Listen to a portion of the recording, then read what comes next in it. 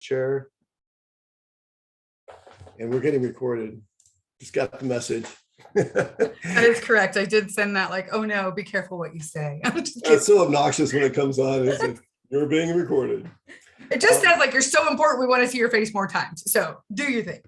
Yeah, I think that, if we could just divide this discussion between, like, how do I pick a topic? What makes for a good Congress bill?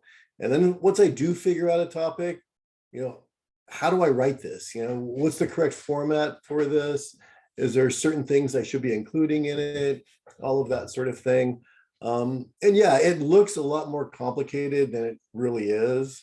But I think if we could just cover those two things, we covered 90% of it. What do you think, Adam? I agree, and even reviewing some of the questions that came in through the registration process from McKendra, I think that a lot of those questions will fit under one of those two buckets, and maybe we can leave like 5 to 10 minutes at the end to just cover anything else that arises.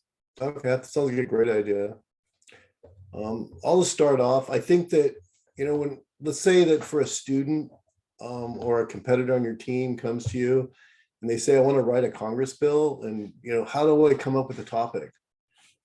I think honestly, as a coach and a teacher, you should think the same way as if they said, I want to write a speech, what should I come up for a topic for my speech? And it should be something that they're interested in, right? So there's no perfect topic, right? You really kind of want to start there. It's like, what interests you have, and just keep in mind a couple of things. One, that it's a policy that's going to have to get enacted by either a state or federal agency, legislature. And, you're doing this for other high school students, right? Or for middle school kids, for middle school. So think about who you're writing for when you're thinking about the topic, and think about something that, they could actually have jurisdiction over. I know a lot of students will come to me and they'll say, hey, Mr. Malley, I really want to write one, and, I just want to make sure that we have a longer lunch period at school. And this is usually the first thing I got to do is steer them away from, topics that are local to them about their town or their school, right? Or even things that you just really can't legislate, right? But a lot of times it tends, I just say, what are you interested in, right? And, education, military issues, crime and politics. It's like, I really like foreign affairs. It's like, perfect, right? All of this stuff fits into policy. So I think a good place to start is with them and, what they're interested in. And you can sort of help guide them from there as we talk about like more things to consider when you go to come up with a topic. What do you think, Adam? You want to chime in on that? Yeah, no, I think you hit the most important parts of it. I think a certain degree of current events literacy really helps. So making sure that kids are consuming the news and listening and learning and figuring out where the problems exist in our society and how legislation can serve as a means of either mitigating or solving the problems. And I always talk about the problems in society as equating to healthcare. And just like there are certain diseases that we can treat but not cure, there's some that we can. And so understanding the difference between those different approaches. I'm going to do a quick screen share and then bring us back here. So I curate the website, congressionaldebate.org. And it's just a free website available to the greater speech and debate community, kind of sponsored by the Harvard Debate Council because they are a nonprofit organization associated with the Harvard undergraduate college debate team. And I work with their enrichment program over the summer. And so they help fund the service of this website. And there's a page I've put together, drafting legislation, released just today, so that I could kind of focus my thinking on this as we led to this. And this link here, U.S. Congress legislative subject areas, actually brings you to the realcongress.gov, where they have all of these different categorizations or subjects that you can actually search by to look at actual legislation for ideas, but this is just kind of a great categorization method to just kind of give your students as a starting point for, okay, here's topic areas. Is there something within these that can help you kind of bring better focus to where you want to look into? And I always warn the students, the amount of research that you have to do to write legislation actually exceeds the amount of research you will ever do on any specific topic you're going to debate. So just bear that in mind, that there is a research commitment that you're going to have to make when writing the bill or resolution itself. It's a good point. So before we dig a little bit deeper into maybe some of these resources that are available to you, right, and how you can utilize them, I just want to air out some of the common things that you're going to need to consider, right, when you're working on it, working with a student. And obviously that some of the stuff is going to be pretty common sense, but we want to make sure it's debatable on both sides, right? It's very easy for kids to come up with topics and they're really passionate about it. You know, I want to end child slavery and these sorts of things. You're like, it's a really good idea, but you have to think about, you know, how's the debate going to work on that, right? So I could imagine a lot of people are going to want to join you on the affirmative, but, you know, negative people might have a hard time, right? And other topics that may make people feel uncomfortable. We had a topic a few years ago in our league about removing Confederate statues, you know, when it was really big in the news and all of that sort of thing. And there were African-American students that felt very uncomfortable with the debate, right? As people were standing up and trying to justify why these statues should still be in there. And it led to us establishing an equity committee in our league. So before we published any topics, we wanted to make sure that we passed them through the equity committee.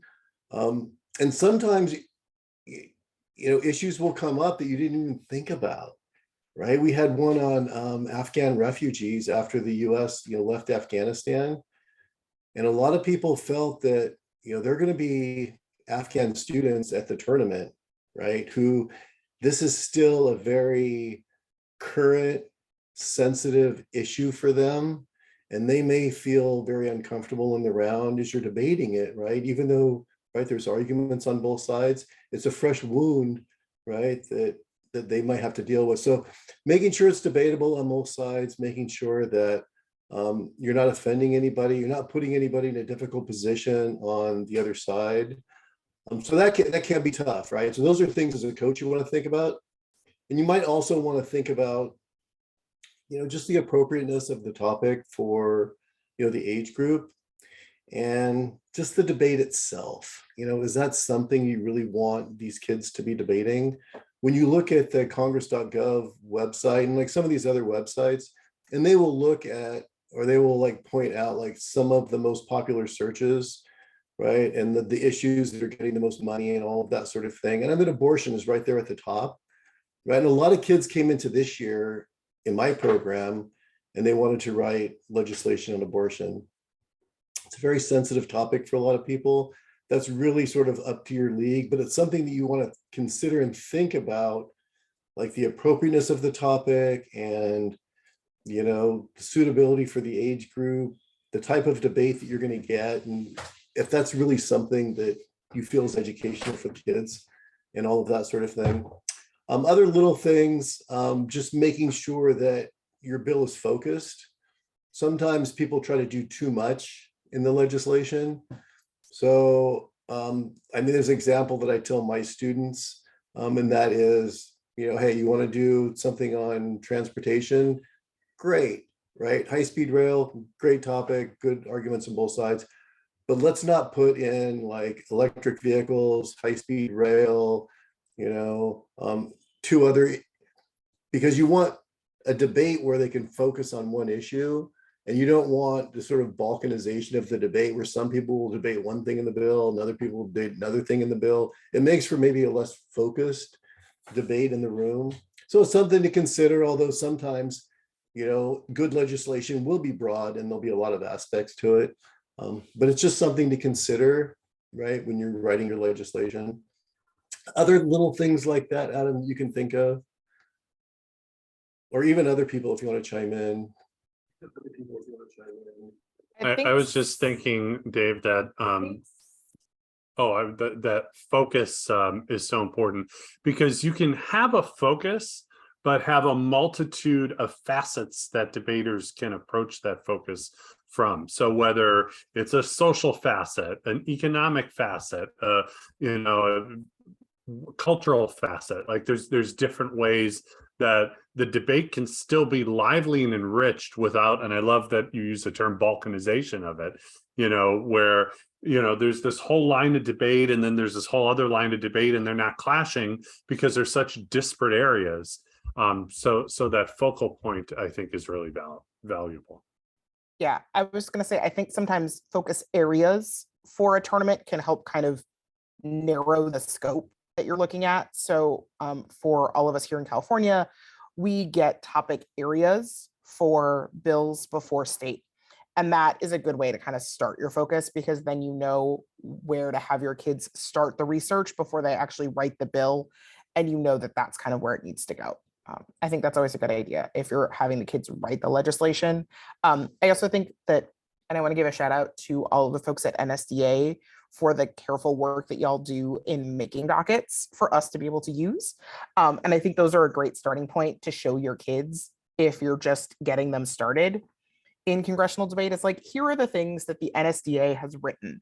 And obviously, if the NSDA has vetted it, there's grounds on both sides and you can kind of go from there. I was explaining to another friend of mine one of the bills that I wanted to use for a tournament coming up, and I just did a very brief overview.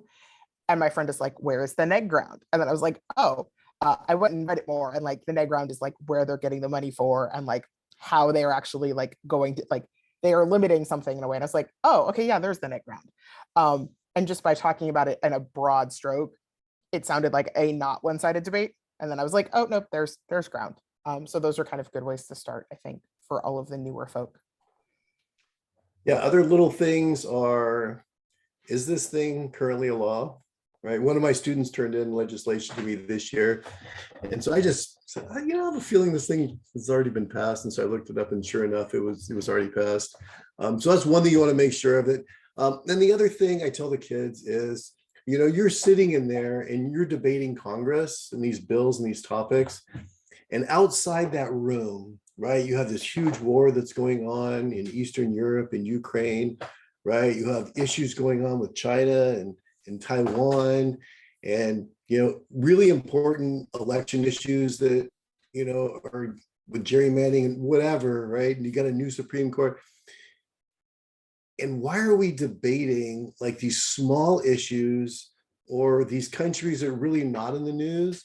And so I really try to tell them to find topics that are current, like what's happening right now that's current, and look for opportunities. And I gave them an example. I'm driving to work one morning, okay, and I'm listening on the news about, the governor has mandated in California that by 2035 that all vehicles in California must be electric, right? I'm, whatever, it's like I'm putting on sports radio. I come back, literally 5 minutes later, they're talking about the wildfires and the power grid and the heat, and that we're going to have to like turn off our electricity or turn off our air conditioning at 4 o'clock or turn it up to 80 or whatever, because the power grid can't handle it. So I get to school and I'm like, you guys, think about this. There's a perfect legislation, right? There's a contradiction going on in California. We want to go green and we want to increase the number of electric vehicles, but we don't have the power grid to support it. So you could write legislation that says that any mandates to increase the number of electric vehicles must be followed up with plans and funding for the increase in the power grid, right? It's just a golden opportunity that you see that there's a problem and a conflict that's going on that you could potentially solve with legislation. Now, since you're coming up with that idea sort of on your own, just thinking of these problems, you're the one that's going to have to do all of the background research on it and figure out like, how you're going to word it and all of those sorts of things. But it's timely and it's current. So when you're in there debating this stuff, it really does feel relevant. It feels relevant, not just the kids debating, but the parents and coaches, whoever's judging it, right? That they feel like you're talking about stuff that's what's happening in the world right now. I'll just piggyback on that by saying, in my experience, one of the easiest places for kids to find negative ground when they have an idea and they want to solve the idea through a bill or resolution is the money, is finance, right? But there needs to be more nuance than that. So because obviously a kid on the negative will stand up, give a speech about the economics of it, and then we're done? No, there should be something else. So a lot of times we'll look at different agencies of the federal government and assigning them, or if it's a resolution, asking the United Nations to look at something, some other multinational group, and sometimes throwing in something that may not be the most efficacious approach in terms of having the capacity to solve that problem is like deliberately putting a little wrench in the system so that there's something to debate. And my kids are really good at that. And okay, we're going to have both the Department of Transportation and the Department of Energy look at this.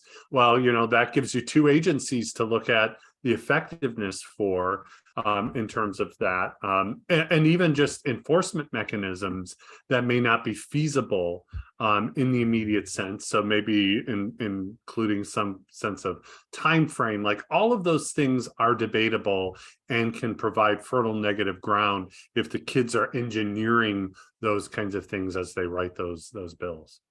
And Adam, there's a question in the chat for you. It says, if we use an NSDA bill for a tournament, do we take author credit or do we modify it? What do we do with that?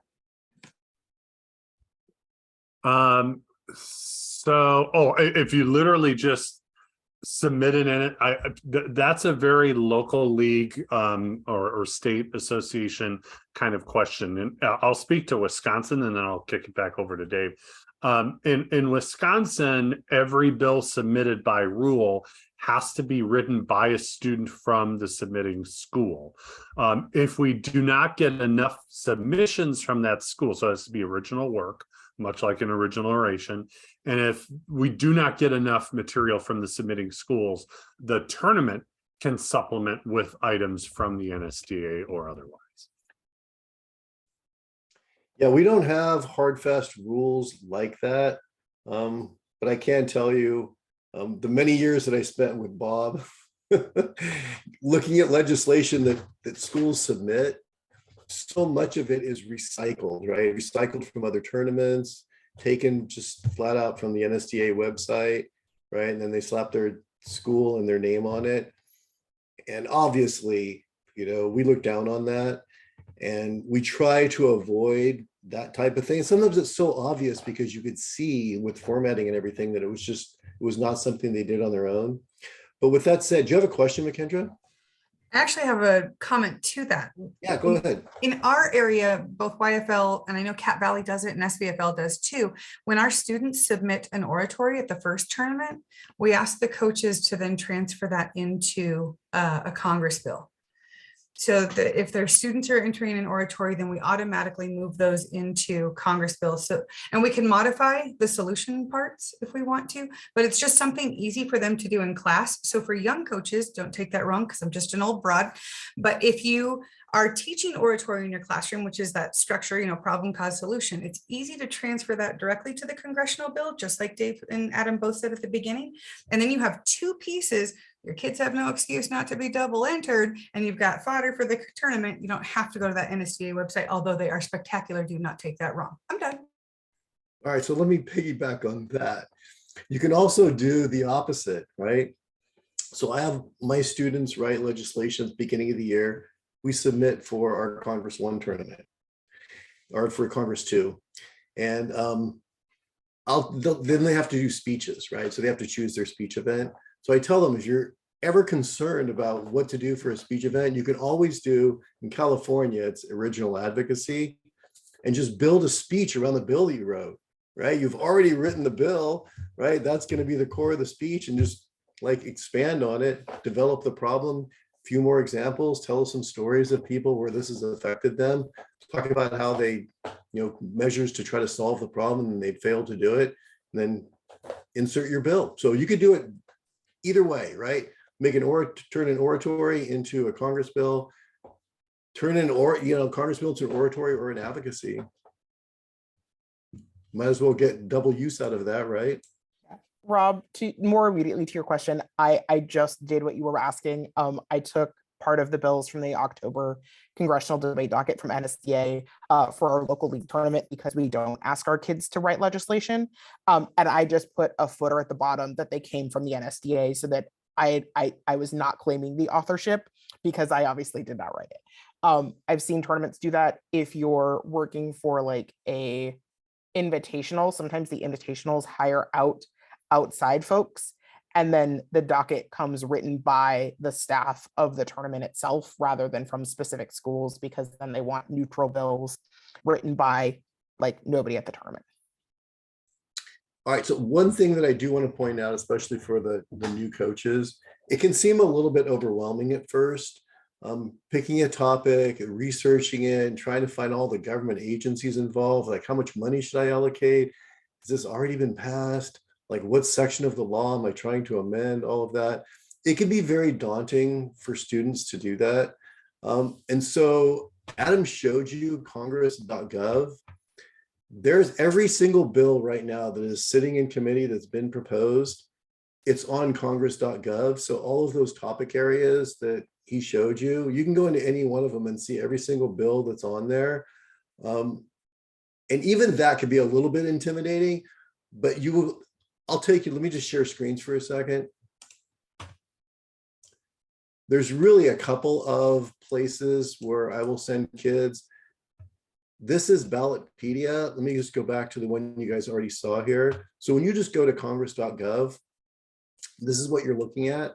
And if I click legislation here, excuse the computer with Zoom, I'm sure it's going to be slow loading these pages. But when I choose the legislation there, it's going to take me to a link on the left for both House and Senate legislation. And then I could look up every single bill. And for a lot of them, you'll get summaries on them that will give you a really good idea where to start. And they could do like a lot of their primary research, okay, just on these bills. You don't have to scroll through them all because you can go over here and find where's subject policy area, right? Show more. Look at all the subject policy areas, right? And say you want to do something with, education. It'll bring up every current bill. So if it's current on here, that means it's not a law already, okay? And it's fair game to use that. Now, obviously, you couldn't, even if you wanted to, like cut and paste this into legislation. The newer ones will not have summaries. Okay, but you could go like, here's the Student Loan Act, loan forgiveness, okay, all that kind of stuff. And I tell the kids, it's like, why are there so many like on the same topic? Because everybody wants to get their bill chosen, right, with popular topics, right? And you can just go to the text of it. And, oh, it's teacher loan forgiveness under the FEFL program. And it'll tell you the details. You couldn't possibly cut and paste all of this into a Congress bill, right? But it definitely gives you a good place to start because you know that whatever's being proposed here is not already a current law, okay? Another thing, especially in a midterm year like this, right, where you have all of these ballot measures, you can go to the site called Ballotpedia, and it will list by state, every single state and their ballot propositions, right? So in California, these are the various ballot propositions. And if there's one that interests your students, right, they can go to it and, get the idea out of that, and they could write that thing themselves. Now, it is a shortcut, right? They're not coming up with their own original legislation, but it's going to meet a lot of the other guidelines, right? There's going to be debate on both sides, right? It's going to be current. It's going to be something that's not already the law and that sort of thing. And you can look around and see what other states are doing, right, for their ballot propositions. And it may give you an idea, right? And then you can apply that to California, or you can even like modify some of these and combine similar ones to come up with your own idea. But it's a really good place to get some ideas. Otherwise, you come up with an idea of something that you want to do, you have to do all the legwork on it, right? And that's all of the researching to figure out what agencies are involved in this, whether it's a current law or not. And it really makes it a very complicated process. And I think it's fairly easy for beginning kids and even some kids that have been around for a while to look through legislation for ideas, because there's nothing new under the sun, right? So we should see what's out there and maybe get some ideas to help shape our idea. We come up with a lot of ideas for topics, and is there anything that we haven't covered on the topics that you would like to get answered or you have questions about? Sally. I think you're muted. Oops, Sally, you've got to unmute, my love. You have to click that red microphone. Nope, not yet.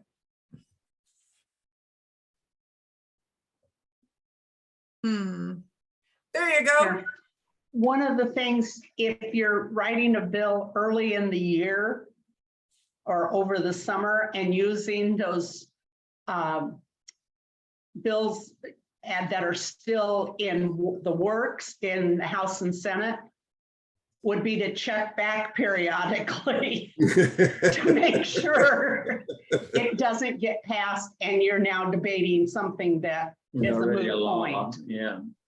Yep.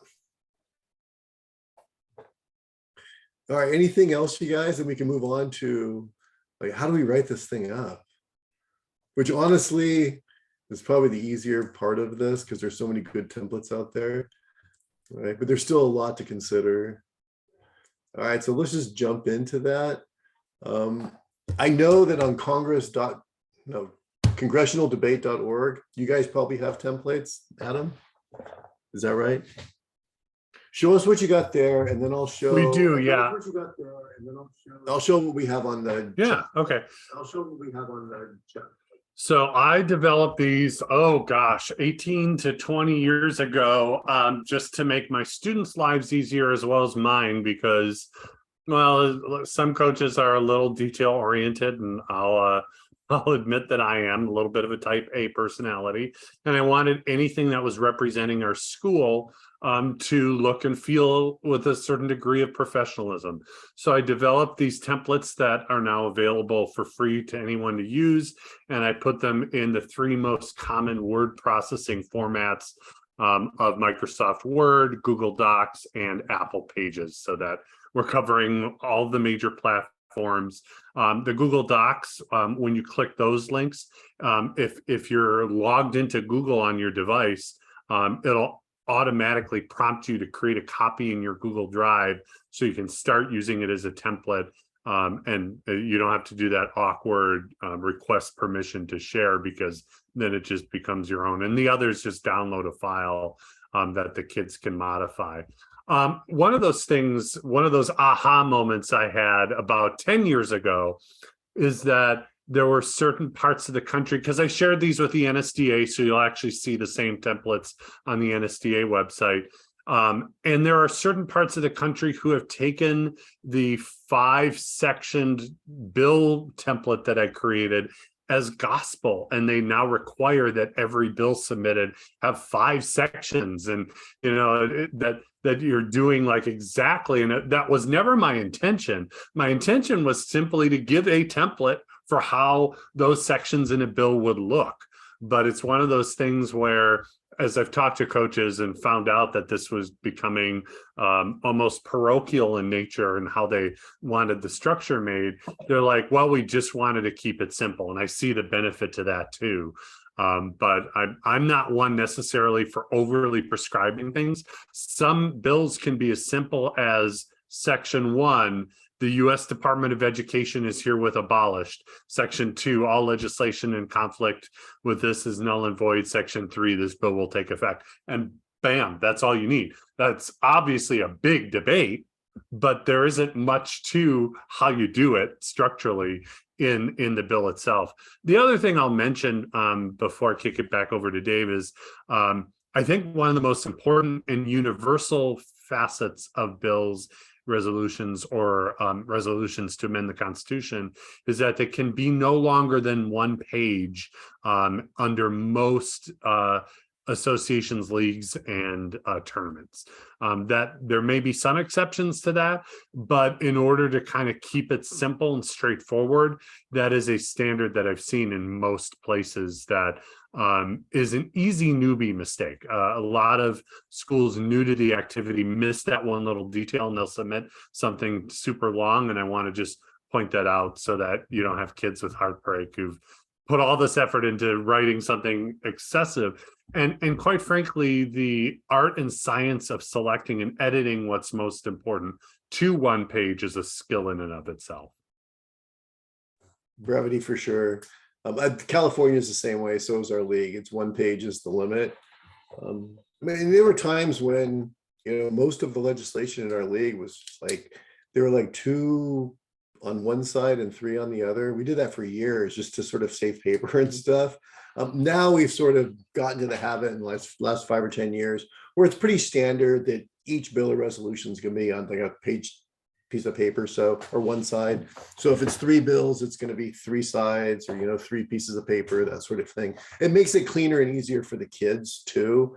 I'm going to show you CHSA website, and I have a feeling that Adam might recognize these templates, because I remember when Adam first put those out and everybody was using them, and we adopted them for our league, and I'm pretty sure CHSA probably adopted them. So it's going to be very similar, if not the same ones that you're going to find. I just want to show you how to get them.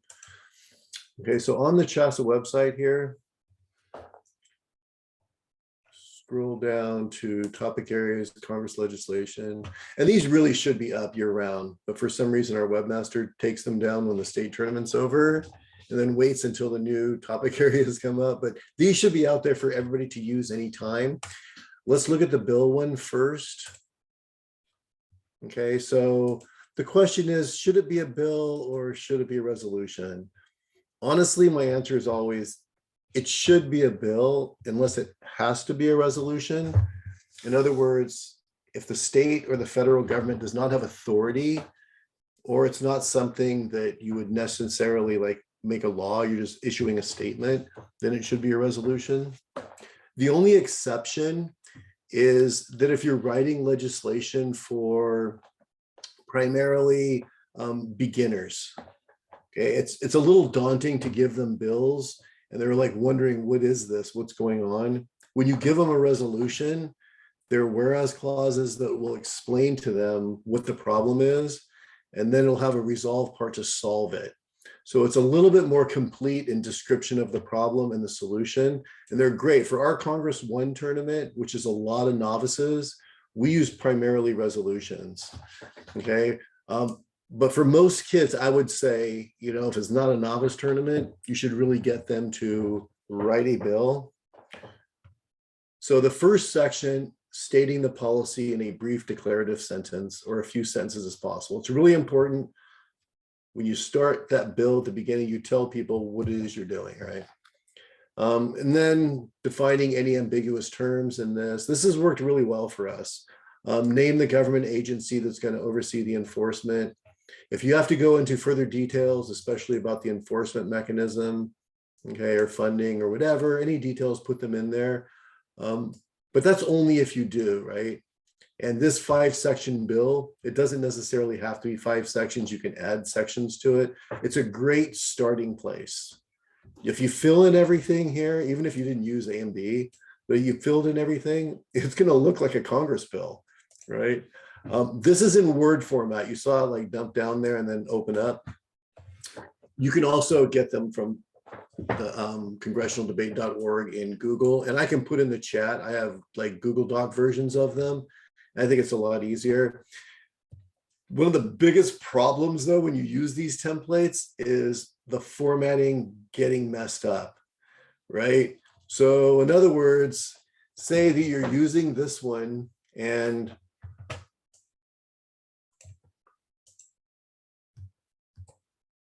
yeah, your line carries over and you're like, okay, yeah, well now I'm just gonna like start trying to fix this thing. Okay, that's when you can run into trouble. And honestly, with a little bit of practice, it's really not that hard. You just can't, like when a student shows it to you and it's all messed up, it's almost impossible to go back and fix it. Okay, but if you do it line by line and just take your time with it as it occurs like this, it's fixable, right? So I know that I'm gonna have to put a 4 there. And if I hit the tab, it's like, oh no, what happened? My 4 jumped to the top. I'm gonna go click there. I'm gonna grab my 4 and bring it back.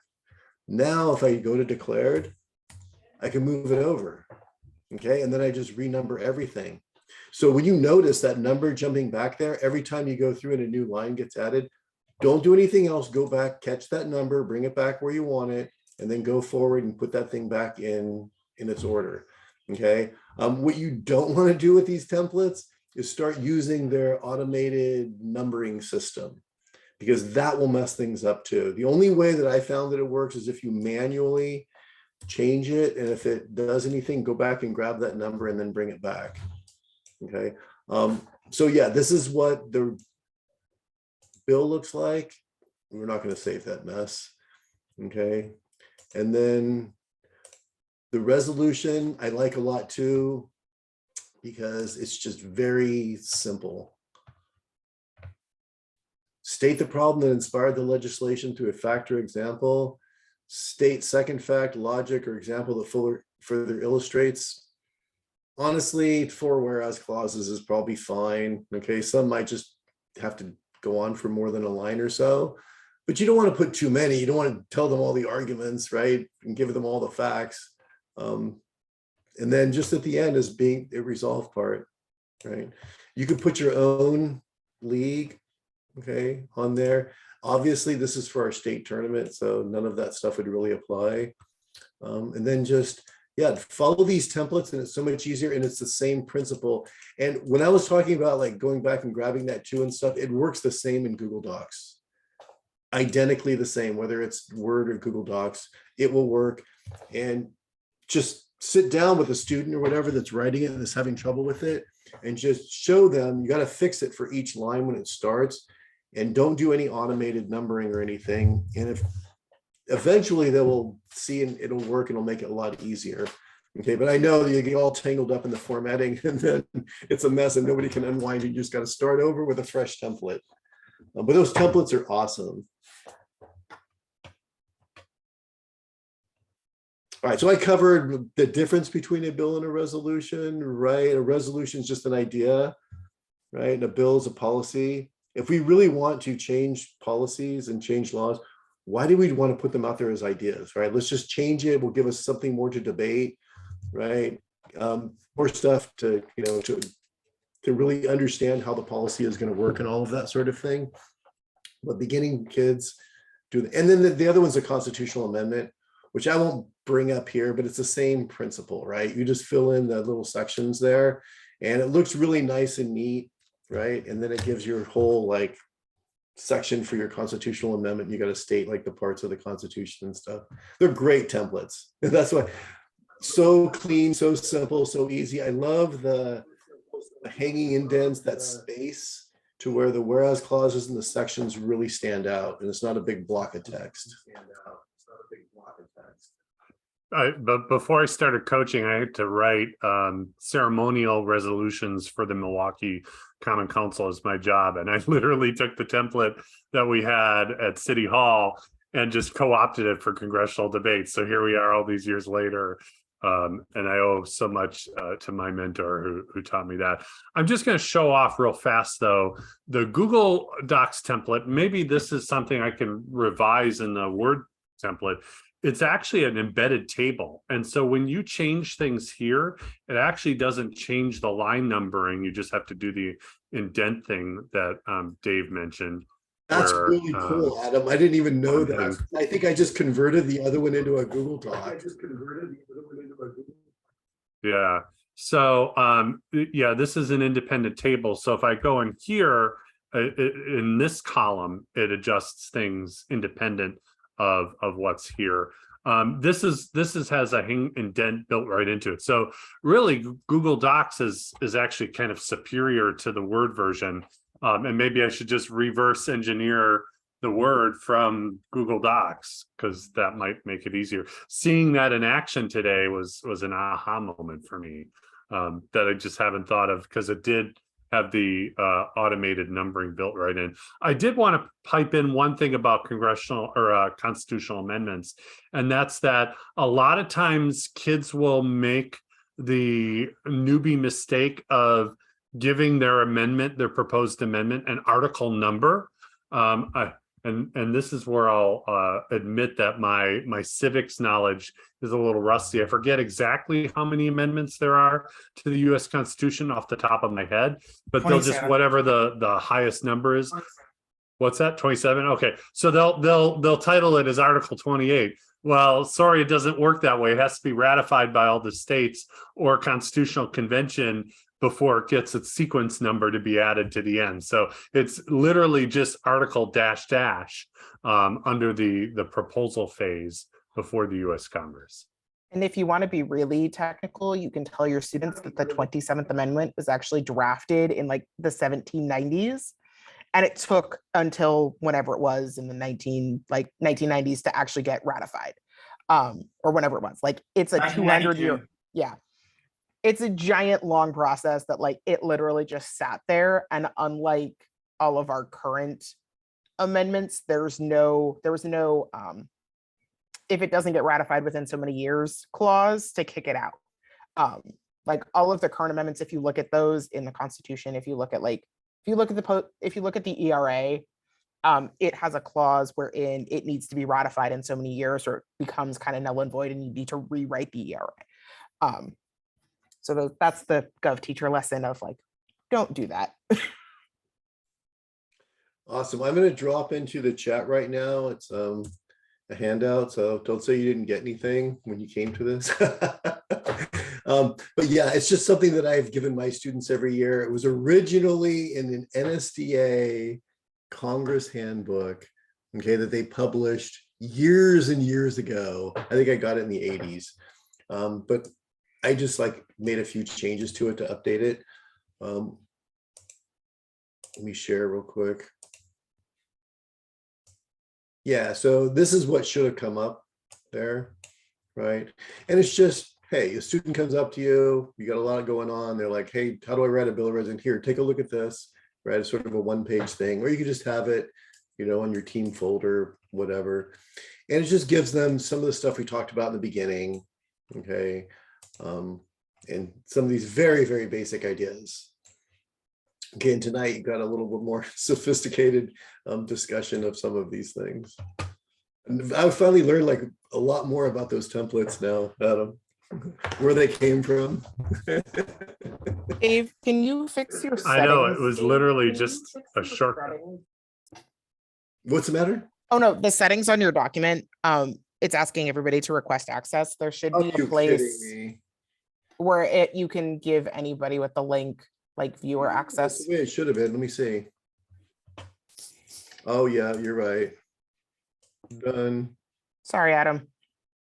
All right, you should all have it now. Yeah, no problem. And while Dave's doing that, I'll also tell you, while Dave was talking earlier about Ballotpedia and some of the resources he uses, I updated the drafting legislation webpage on congressionaldebate.org to include those. So that way you can use that with your kids and have that ready to go as soon as tomorrow. I did want to show off really fast, just because this seems like an appropriate time to do so. A couple of years ago, when the NSDA started being more selective with selecting legislation for the National Congress, a rubric was developed, and it's since been developed even further.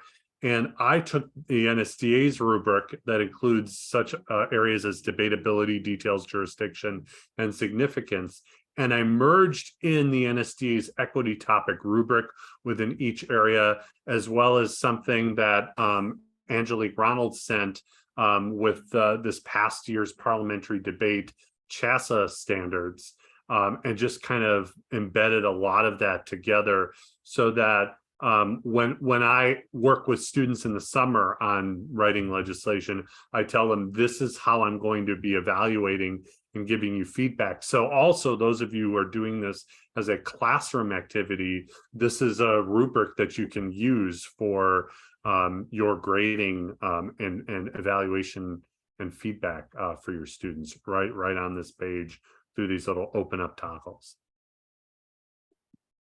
Well, that's awesome, Adam. I love it. All right, we have about 13 minutes left. Let's just open up to questions or comments. Bob?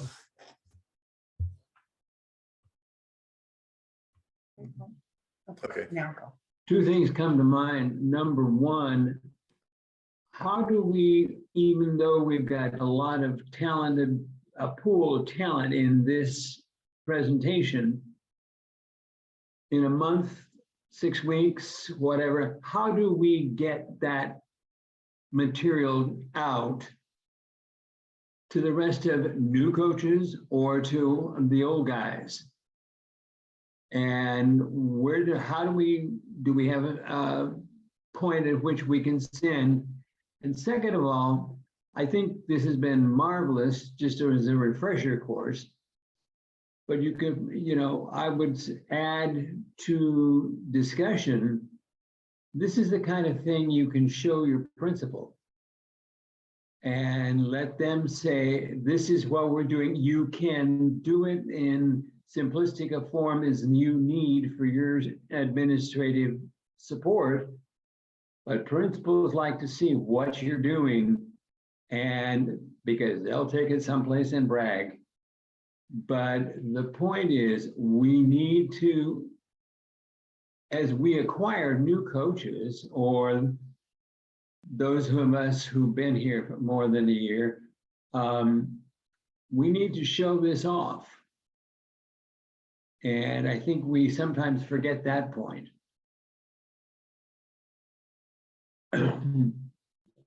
Yeah. It's a good point, Bob. I like how Adam included more stuff in his website. I think we could do that on our CHSA website, Chris. Right? So, the 5 elements, right, that you're going to look for when you're writing legislation, these sorts of things. We should have those resources on our website, year round, 24/7 for people, without just directing them to, congressionaldebate.org. I mean, as long as that would be okay with Adam. Does that seem okay? Okay, yeah. Definitely. Education is about sharing good ideas. I don't take ownership of any of it. All right, that's awesome. Yeah, I think that to me looked super helpful. And that Google Doc version where the numbers don't change, man, that'll make a lot of people happy.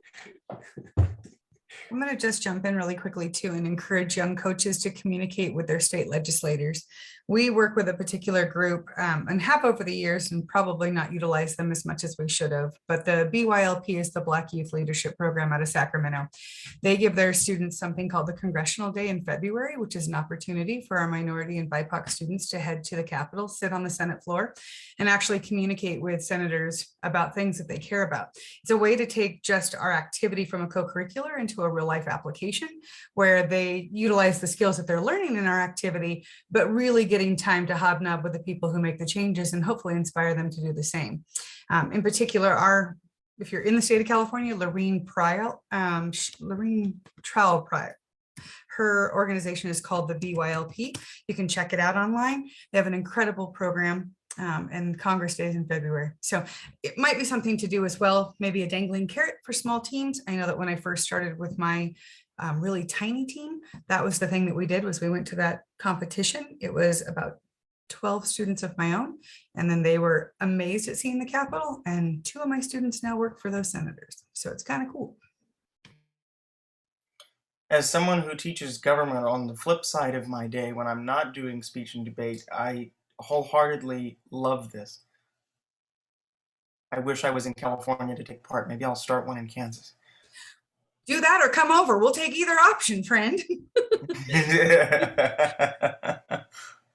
And I actually think it's a really good idea, just as the history teacher too, to ask your local politicians to come into your classrooms too. I've Yes. actually done practice rounds to have some of our representatives and even their associates come in and listen to rounds in classroom.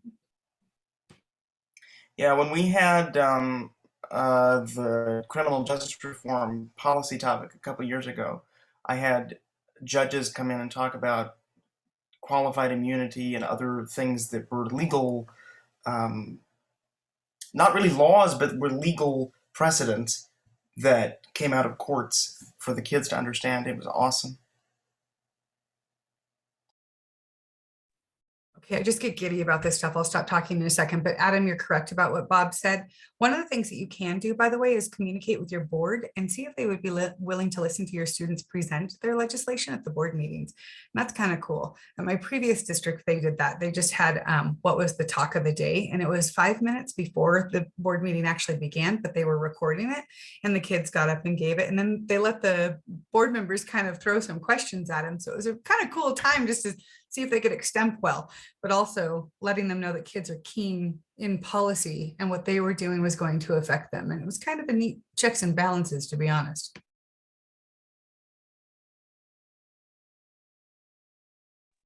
I have a former student who was a press secretary to a member of Congress and remarked how the questioning periods in congressional debate were the best thing that ever prepared her to handle press events, because all of those different questions coming from different people. Oh yeah, nobody's tougher than those Congress kids with those questions in cross-ex.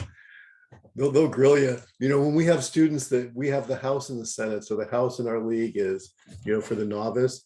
And if you win in the top 3, you have to move up to the Senate. It's a rude awakening for these kids when they go into the Senate. It's like the Shark Tank. And they take you apart in cross-examination. So we always have a meeting with those kids on our team, and the varsity kids will come in and practice with them and just give them a feeling for what it's going to be like. Because I've had so many students in the past who are like, I'll never do that again. But yeah, what better training can you get, right, than the speech and debate competition with the questions that people like ask you and all of that? I totally realize it can sound like or feel like you're drinking from a fire hose, but just know that the document will continue to add more information to. And any one of the people here are available for questions. We'd love to do that. My email's in the chat and you can reach out to us too. But if you have questions, please ask them. And if you're just like, let me have some time to digest, we get it.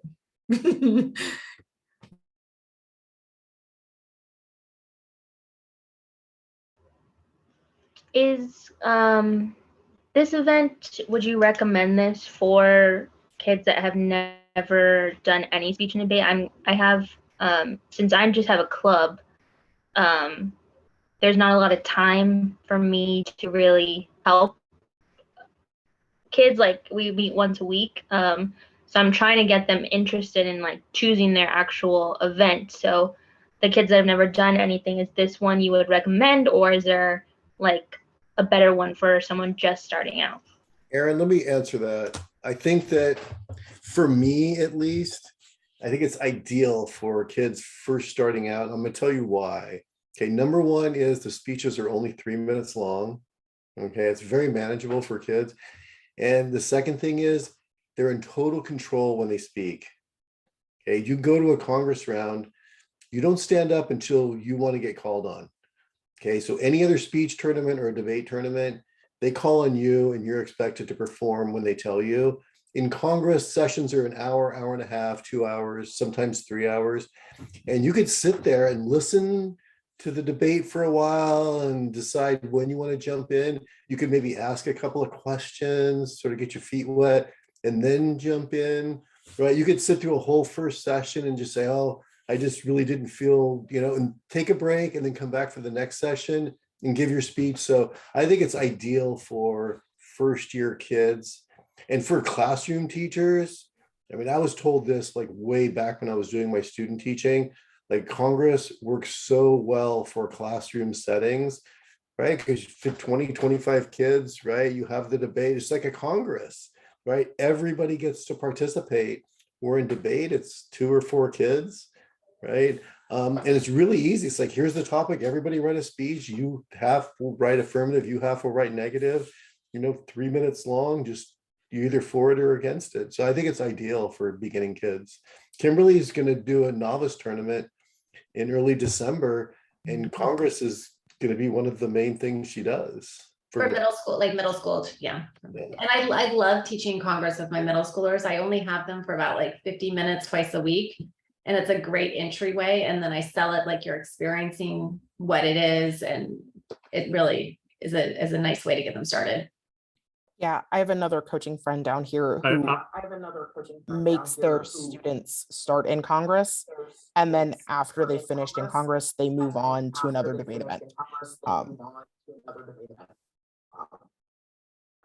Yeah, and I was just going to piggyback and say that the dynamic of it, just what Dave said about the constantly changing nature, where you don't know who's going to be called on, and the diverging viewpoints. Kids just really enjoy that degree of engagement.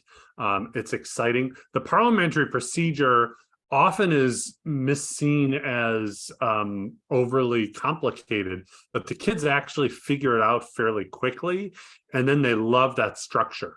And that's a perfect lead into what I saw Ray write in the chat, and that is a concern. And that's why one of the things I coached my kids to do years ago, like one of the first things I figured out from the fairness standpoint, is always be monitoring the sense of fairness and equity in the room.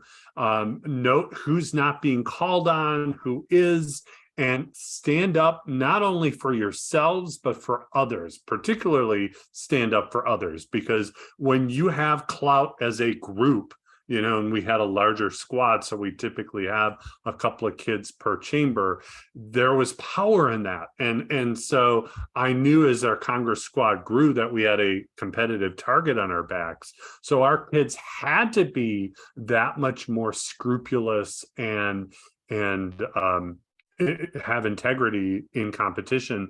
So they stood up for other kids who weren't being called on. In one case, there is a young man who is neurodivergent, and somebody said something untoward to him, and my student shot up and was like, point of order. And he just intuitively, it wasn't like obvious, but he intuitively knew this other kid wasn't being treated properly and stood up for him. And the kid's coach came to me later, and it was like one of those things. I did not coach any of that other than fostering that mindset in my team. And it was probably my proudest moment as a coach, beyond any kind of title or award that my kids won, because they were just good human beings. So I think all of us as coaches, it's incumbent on us to remind our kids, because there is a certain degree of kid control here. Yes, there's strategy entailed with that, but they also have to use their power and their clout when they have it in a good way. Yeah, I think the inverse is true too. Sometimes in Congress, we get giant squads of kids. And at a league tournament, you're going to have tons of kids from one school in a chamber, and they can kind of bully the rest of the room to do what they want. And I always appreciate that, like, the individual kid who's from a small program is like, no, and like kind of pushes back against that kind of like unilateral kind of group think from the kids who are half the chamber. And if it's a league tournament, sometimes you can't help that. Like, I don't want a 10-person Congress chamber in person, because that's kind of silly. We want bigger room sizes, but like sometimes that happens, and your kids need to speak up for themselves in that case too.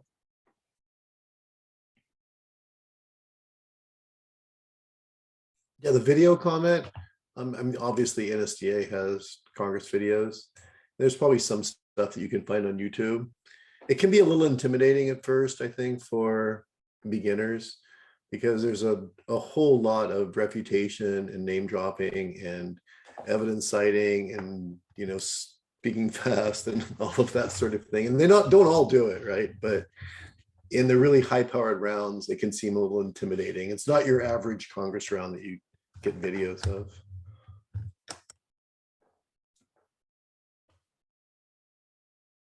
Well, I just want to say thank you very much for Dave and Adam taking the time to be here and to teach us, Bob and Sally, for you coming and stepping in, your wisdom and your insight, your expertise, all of it for all of you is I'm so grateful for.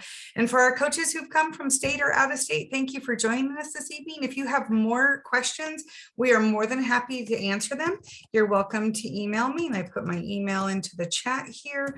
You can also reach out at CHASA. Any one of the area chairs would be glad to answer questions for you. Utilize your leagues. Most important, just know that you are supported, you are not alone, and you are good to go with as much info as we've got. We'll give you. Thanks for a good night tonight. Thank you, McKendra. Good to see you, Adam and Bob. and Thank you, everyone. Likewise. Great job, everyone. Yeah. Thank Adam, you. I have a question you. for you, if you know. Is Harvard going to be in person this year? The high school division will be in person, the middle school division will not. Okay. And that's mostly a liability issue on that massive campus. Agreed. Let me know if you want me to come out. I would love that. And so let's kind of talk Yeah, back channel about that. I was like, let me ask you right now while I have you, rather than just. Bob and Sally, I sent you pictures. You can check your phone. Thank you. Thank you again so much, friends. Adam, get some sleep. Good to see you, Adam. Yeah. All right. Take care, everyone. It's only 9 Good for to see you Adam. too, Sally and Bob. Take care. Yeah. I took a nap earlier actually, Perfect. because I'm That's usually not a brilliant. nighttime person. That is brilliant. You would have never known it. Yeah, true. Yeah, true. Absolutely. Take care, everyone. Yes. Good night. Yep. Take care. Bye-bye. Night. Good night. Stop recording. Oh yeah, that. Hold on.